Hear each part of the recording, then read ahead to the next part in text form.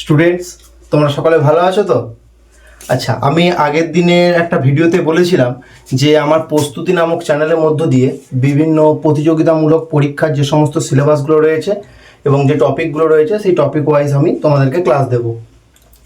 এবং এও বলেছিলাম যে প্রতিদিন দুটো করে ক্লাস আসবে, কিন্তু বিভিন্ন সমস্যার জন্য এখন দুটো করে আসছে না। জিকে এবং অঙ্কটা অল্টারনেটিভ করে একদিন অঙ্ক একদিন জিকে এভাবে চলতে থাকবে।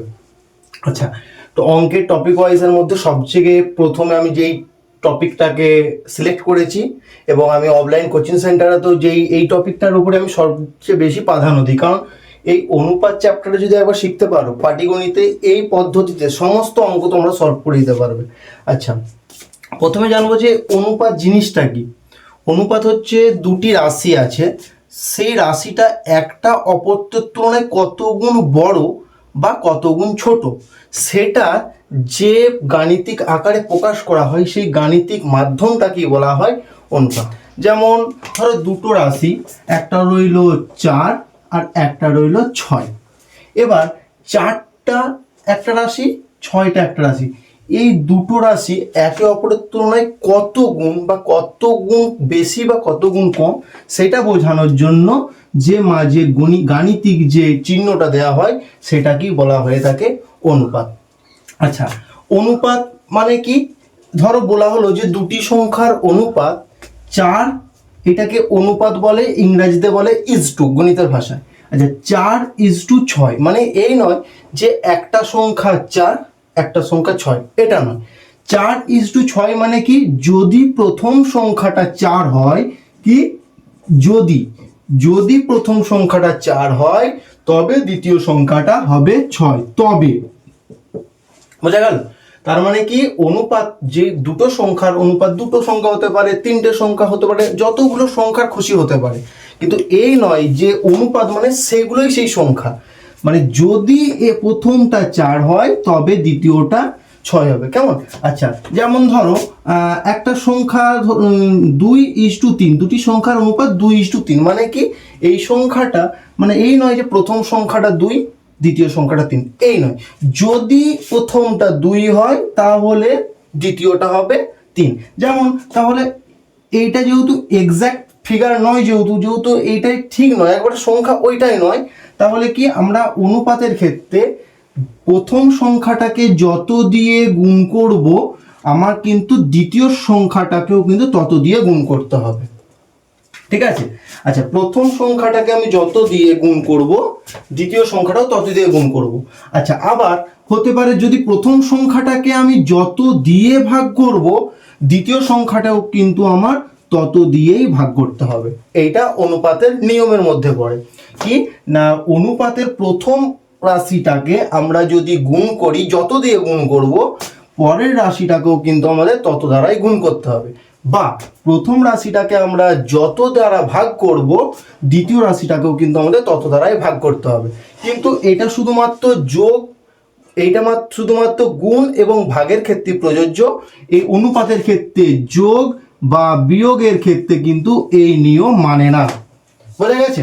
আচ্ছা, তাহলে আমি বলতে পারি একটা সংখ্যা যদি 2 আর 3-এর অনুপাত দিয়ে দেয় তাহলে বলতে পারি এই সংখ্যাটাকে যদি 2 দিয়ে গুণ করি তাহলে কত আসবে?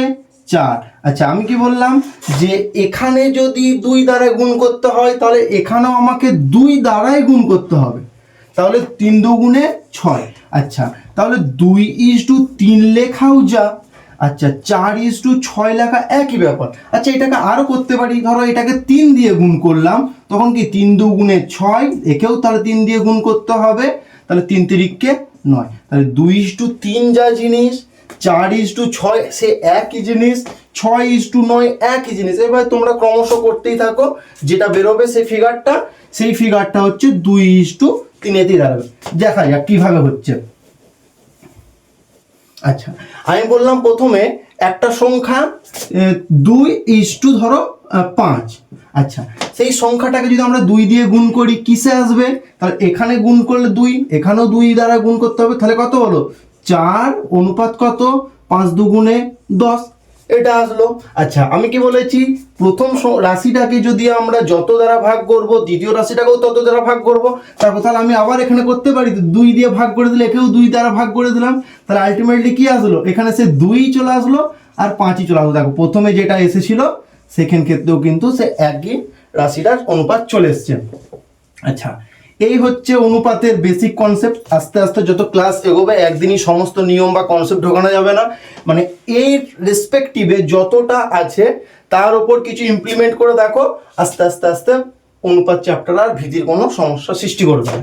আচ্ছা যেমন প্রথমে একটা অঙ্ক আমি লিখছি, দেখো পজ করেছি তো,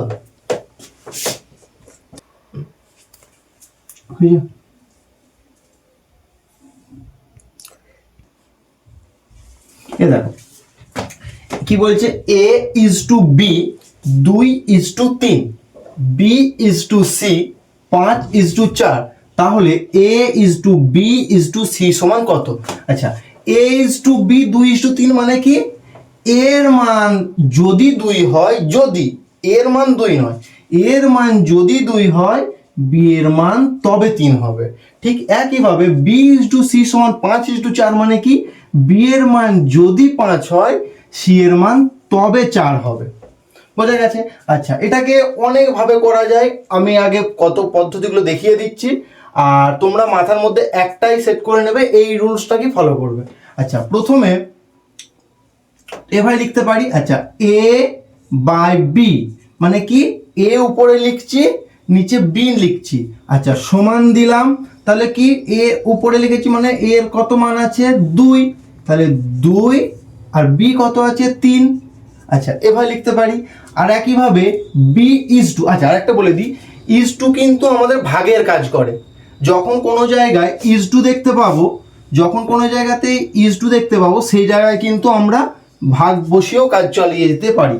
আচ্ছা তাহলে b is to c মানে কি, is to মানে কি ভাগ, তাহলে c সমান 5, b এর মান কত আছে 5, আচ্ছা is to মানে কি ভাগ, c এর মান কত 4।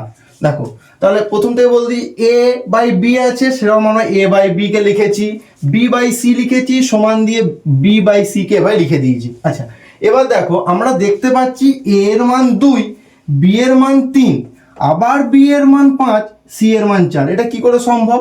b তো সব সময় একটাই সমান হওয়ার কথা, তাহলে bটাকে সমান করতে হবে। আমি কি বলেছি যে অনুপাতের ক্ষেত্রে যে কোনো সংখ্যাকে যদি প্রথম সংখ্যাটাকে গুণ করি তাহলে দ্বিতীয় সংখ্যাটাকেও সে একই সংখ্যা দিয়ে গুণ করতে হবে।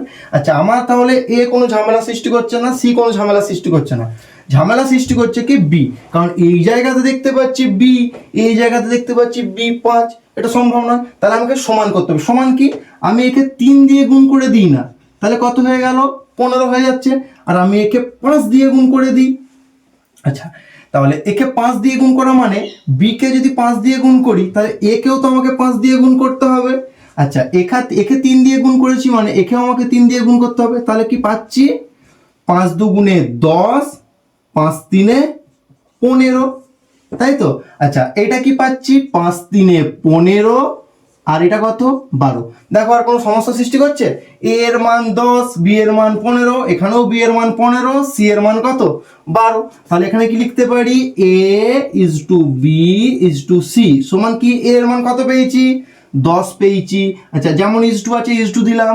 আচ্ছা b এর মান কত পেয়েছি, এখানে যেহেতু সেম ওইটাই হবে, তাহলে 15, c এর মান কত পেয়েছি 12।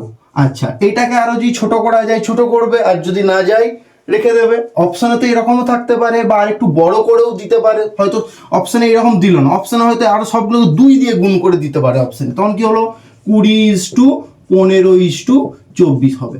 তাহলে অপশনেতে এই 10:15:12 দিতে পারে, বা 20:15 এইটাও দিতে পারে। তাহলে আমি জানতে পারছি এই পদ্ধতিতে করলে আমার এইটা উত্তর আসছে। আচ্ছা আর একটা বিকল্প কোনো পদ্ধতি নাকি, এটা একটা পদ্ধতি। আচ্ছা আর একটা পদ্ধতি কি আছে দেখো, তাহলে 10, 15, 12 আমি এখানে সাইডে লিখে রাখছি, হ্যাঁ 10, 15, 12 দেখো আসছে কিনা। আচ্ছা কটা লেটার রয়েছে, এ রয়েছে, বি রয়েছে, বি রয়েছে, সি রয়েছে, তাহলে আমার এ বি সি তিনটে রয়েছে। তা আমি আগে এভাবে লিখে দিলাম এ বি সি, তিনটে লিখে দিলাম। আচ্ছা এর মান কত দেখতে পাচ্ছি 2। আচ্ছা এভাবে খোপ করবে।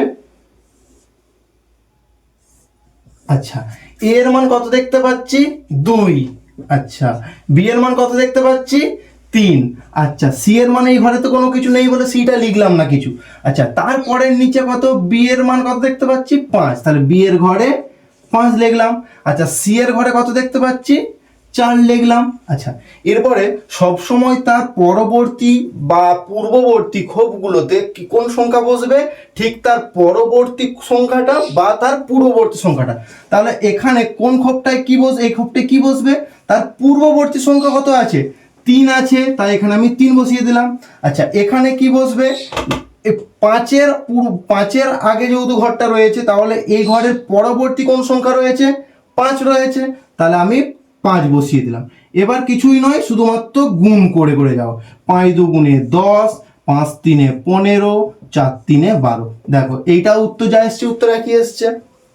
আচ্ছা দেখো এবার যদি, তখন কি জানলাম এ বি সি তিনটাকে নিয়ে, এবার যদি ডি কে এর মধ্যে ইনভলভ করে দেয় তখন কি করব, একইভাবে 4টে আছে, A is to B is to C is to D, যেমন আমার চেয়েছে, বা 4টে আছে বলে 4টে লেটারকে আমি এভাবে ইজ টু বা অনুপাত দিয়ে লিখে দিলাম। তাহলে এভাবে একটা করে ঘর করে নাও। প্রথম অবস্থায় ঘর করতে হবে, পরবর্তীকালে আর সমস্যা হবে না। আচ্ছা এ ইজ টু বি কত, এ এর ঘরে তাহলে 2 বসালাম, বি এর ঘরে কত 5 বসালাম। আচ্ছা এই ঘরে আর কিচ্ছু বসবে না সেরকম। বি ইজ টু সি, তাহলে বি এর ঘরে কত 3, সি এর ঘরে কত 4। আচ্ছা এই ঘরে আর কিচ্ছু বসবে না। সি ইজ টু ডি কত, সি বলছে কত, সি এর ঘরে 2 বসালাম, আর ডি এর ঘরে কত বসাচ্ছি 7 বসাচ্ছি। এবার কি বলেছি, হলে পূর্ববর্তী সংখ্যা দ্বারা ভর্তি হবে বা পরবর্তী সংখ্যা দ্বারা ভর্তি হবে। তাহলে এই ঘরটার পূর্ববর্তী কে আছে 5 আছে, 5 দ্বারা ভর্তি হলো। আচ্ছা এই ঘরের সে পূর্ববর্তী এই সংখ্যাটাই আসছে, তাহলে 5 লিখে দিলাম। এই লাইনের কাজ আমার কমপ্লিট হয়ে গেল। আচ্ছা এরপরে কি, পরবর্তীতে কে আছে 3 আছে, তাহলে কি দ্বারা ভর্তি হবে 3 দ্বারা ভর্তি হলো। আচ্ছা এর পরবর্তীতে কি হবে 4 দ্বারা ভর্তি হবে। আচ্ছা এর কি, এই ঘরটার পরবর্তীতে কি আছে 2 আছে, 2 দ্বারা ভর্তি হয়ে গেল। এর পরবর্তীতে কি হবে 2 দ্বারা ভর্তি হয়ে গেল। আচ্ছা কি বলা হয়েছিল না, শুধুমাত্র গুণ করতে হবে আমার এগুলোকে। তাহলে 3 2 6, 6 2 কত 12, অনুপাত কত 5 3 15, 2 30। আচ্ছা 4 5 20, 20 2 40। আচ্ছা 5 4 20, 20 সাথে কত 140, তাহলে 140। আচ্ছা এটাই আমার আনসার হয়ে যেতে পারে অপশন অনুযায়ী পরীক্ষায় যদি দেয়। আচ্ছা ধরো এটা অপশন দিল না, তখন কি বলেছি, অনুপাতের একই সংখ্যা দ্বারা আমার কি ভাগ করতে হতে পারে বা গুণ করতে হতে পারে। আচ্ছা আমি দেখো তো সংখ্যাগুলোকে দেখে মনে হচ্ছে এটাও জোড় সংখ্যা, এটাও জোড় সংখ্যা, এটাও জোড় সংখ্যা, এটাও জোড় সংখ্যা। জোড় সংখ্যা মানে কি, অবশ্যই সেগুলো 2 দ্বারা ভাগ যায়। তাহলে একে 2 দ্বারা ভাগ করলে কি, সবকে 2 দ্বারা আমি ভাগ করে দেবো। তাহলে কত হচ্ছে, 12কে 2 দিয়ে ভাগ করলে 6, 30কে 2 দ্বারা ভাগ করলে কত 15। আচ্ছা 40কে 2 দ্বারা ভাগ করলে কত 20। আচ্ছা 140কে 2 দ্বারা ভাগ করলে কত 70। দেখো তো আর কোনো ভাগ যাচ্ছে।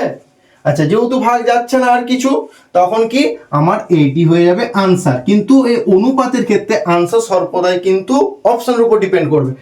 পরীক্ষাতে এইটাকে আনসার অপশন দিয়ে দিতে পারে, এটাকেও দিতে পারে। আচ্ছা এরকম হতে পারে সংখ্যার সাথে 2 দ্বারা গুণ করে আনসার দিতে পারে, যা খুশি এক্সামিনার করতেই পারে।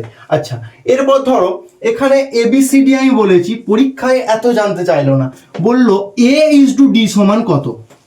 পরীক্ষায় জানতে চাইলো এ ইজ টু ডি সমান কত, কিছুই না, আমি শুধু এ আর ডি কে নেব।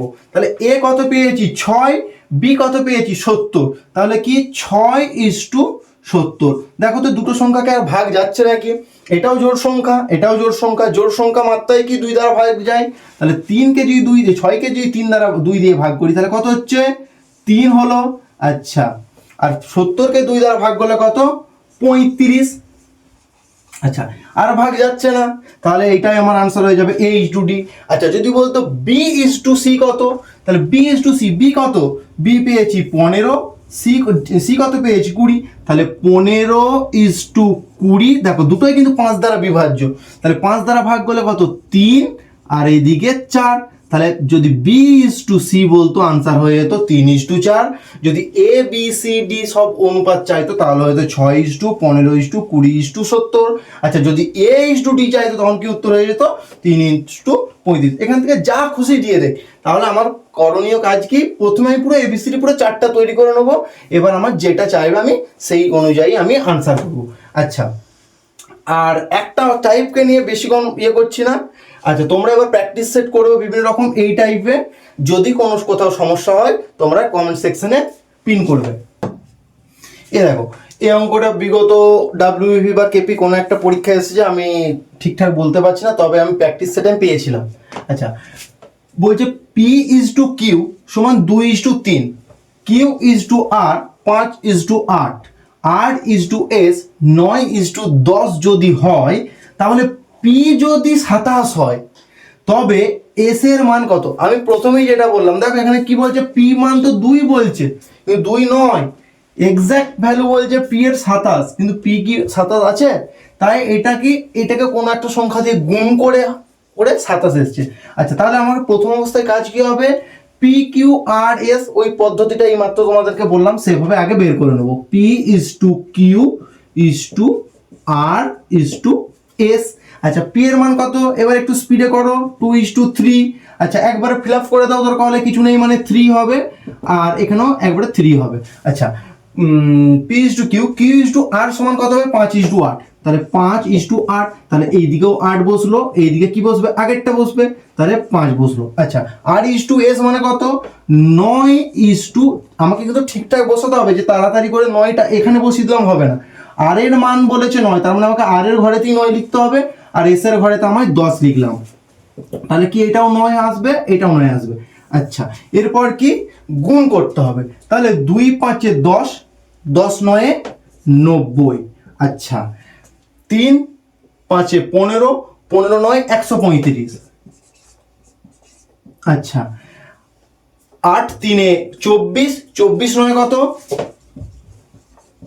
9 4 36, 9 2 18, 19 20 21, 216।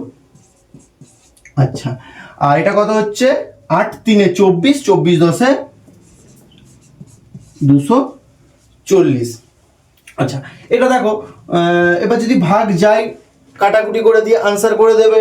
আচ্ছা যদি আপেক্ষিক থাকে মানে অপশন এরকম থাকে, এটাই আনসার হয়ে যাবে। আচ্ছা এবার হচ্ছে কি পি এর মান 27। আচ্ছা আমি এখানে পি এর মান কত পেয়েছি বলো তো 90, আমি এখানে অনুপাতে দেখতে পাচ্ছি পি এর মান 90, তাহলে বলতে পারি কি না পি এর মান আমি অনুপাতে দেখতে পাচ্ছি 90, পি এর মান আমি অনুপাতে দেখতে পাচ্ছি 90, কিন্তু এটা এক্স্যাক্ট নয়, তাহলে 90টাকে এক্স্যাক্ট ফিগার করছে কততে 27-এ, তাহলে বলতে পারি 90টা 27, তাই তো 90টা আমি অনুপাতে দেখতে পাচ্ছি 90, সেটা এক্স্যাক্ট ফিগার 27, তাহলে লিখতে পারি 90 সমান ইকুইভ্যালেন্ট টু 27। আচ্ছা এবার কার মান চেয়েছে এস, তাহলে এস কি, এস তো এটা এক্স্যাক্ট ফিগার নয়, তাহলে আমাকে বের করতে হবে এর এক্স্যাক্ট ফিগার কত, তাহলে 90 এর এক্স্যাক্ট ফিগার 27 হলে 240 এর এক্স্যাক্ট ফিগার কত হবে 27 গুণন কত 90টা নিচে চলে আসে,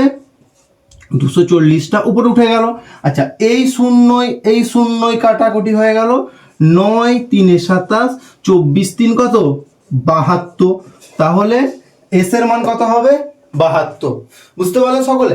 আচ্ছা এবার এখান থেকে হয়তো পি এর মান 27 দিয়ে এস এর মান বের করতে বললো, আচ্ছা পি এর মান থেকে আর এর মান বের করতে হতে পারে, আচ্ছা পি এর কিউ এর মান থেকে হয়তো এস এর মান, এভাবে যেমন প্রশ্ন দেবে সেরকম অনুযায়ী আমাদেরকে আনসার করে আসতে হবে। আচ্ছা এরপর ধরো একটা অঙ্ক একটা শর্ট করে একটু দেখিয়ে দিই। আচ্ছা ধরো বললো যে পি ইজ টু কিউ সমান 2:3। আচ্ছা আর কিউ ইজ টু আর সমান 3:4। তাহলে এবার বললো যে 2p ইজ টু 3q এর মান কত, কিছুই নয়। আচ্ছা আমরা পি কিউ আর আগে তিনটাকে আমরা সাজিয়ে নিলাম, P is to Q is to R. এবার সাজিয়ে নিলাম। আচ্ছা পি এর মান কত বলছে এখানে দেখাচ্ছে 2 দেখাচ্ছে, তাহলে পি এর ঘরে 2 লিখলাম। কিউ এর ঘরে কত দেখাচ্ছে 3। আচ্ছা একবারে সাজিয়ে নিলাম, পরেরটা 3ই হবে। আচ্ছা কিউ ইজ টু আর, তাহলে কিউ এর ঘরে কত 3। আচ্ছা আর এর ঘরে কত 4। পূর্ববর্তী ঘরটায় পরবর্তী সংখ্যা তারা ফিল আপ হবে, তাহলে 3 কত দেখতে পাচ্ছি 3 দুগুণে 6, 3 তিরিকে 9, 4 তিনে 12। আচ্ছা একেটাকে আবার কাটাকাটি যাবে। দেখো আমাকে আর কিছু করার দরকার নেই, আমার আটটার কোনো কিছু কথা বলেনি, মানে আমার আর কে কিছু ধরার দরকার নাই। বলছে 2p আর 3q, তাহলে p এর ভ্যালু কত, এটা তাও 3 দিয়ে কাটা যাচ্ছে, তাহলে 3 দুগুণে 6, 3 তিরিকে 9, তাহলে 2:3, p ইজ টু q এর ভ্যালু কত পাচ্ছি 2:3, তাহলে 2p বলেছে। তাহলে p এর সাথে কি, আচ্ছা কোনো সংখ্যার সাথে যদি লেটারের আগে যদি কোনো সংখ্যা থাকে তখন এটা কিন্তু গুণ আকারে থাকে, ঠিক আছে। তাহলে এখানে কোনো সাইন নেই, মানে কি এটা গুণ আকারে আছে, তাহলে 2p মানে কি p এর সাথে 2 গুণ হয়েছে। আচ্ছা তাহলে p পেয়েছি 2, তাহলে 2 গুণ হয়েছে মানে কি এখানে আমি 2 দ্বারা গুণ করব। আচ্ছা এখানে কিন্তু এই নিয়ম নয় যে এখানে যেটা করব এখানেও সেটা করতে হবে। আমার 2:3, আমি দেখো দুটো কি একই সংখ্যা দ্বারা ভাগ করেছি।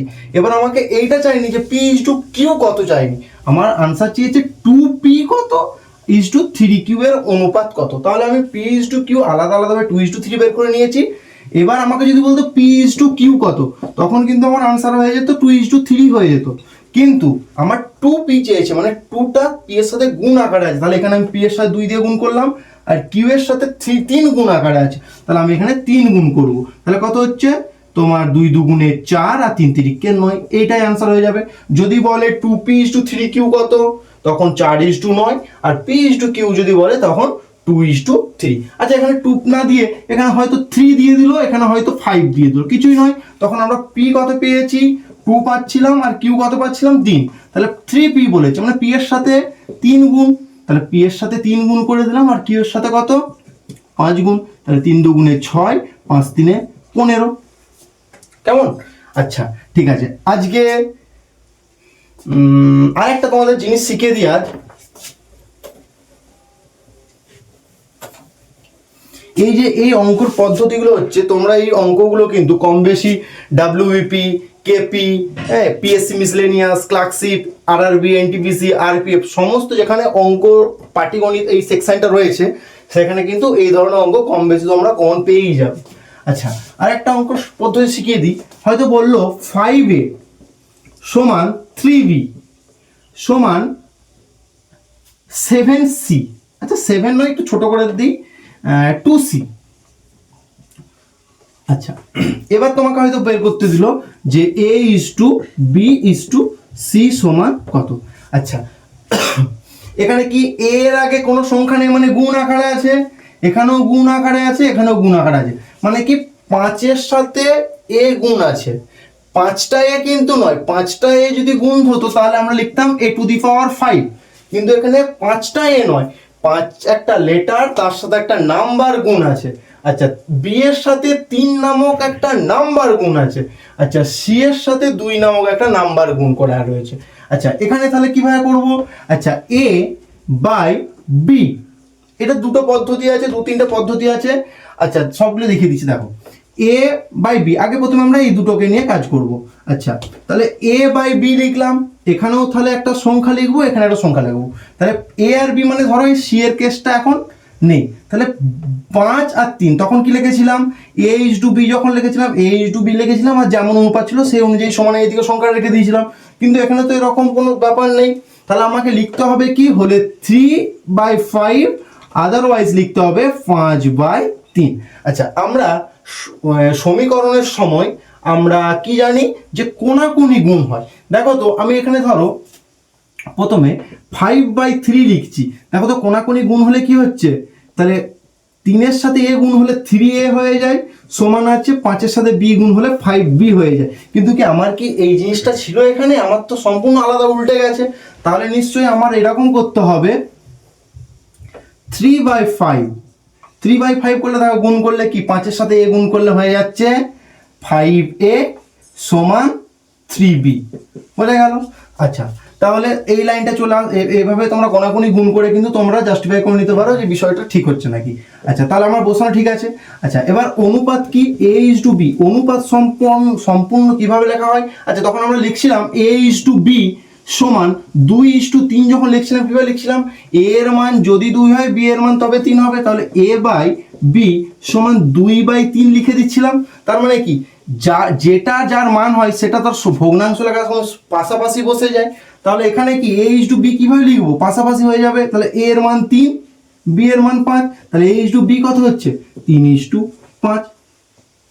তাহলে A/B এবার 3:5 হলো। আচ্ছা, B এবার এর কেসটা ছেড়ে দাও, এবার B আর C কে ধরো। তাহলে B/C সমান কি হবে? তাহলে 2/3। দেখো কোনাকুনি গুণ করলে 3B চলে এলো এবং কোনাকুনি গুণ করলে 2Cও চলে এলো। তাহলে B/C কি হয়? আমি বলেছিলাম যখন সমানে আছে সরাসরি যেটা হয় সেটাই তার অনুপাত হয়ে যায়। তাহলে B এর মান 2, C এর মান 3, তাহলে লিখতে পারি 2:3।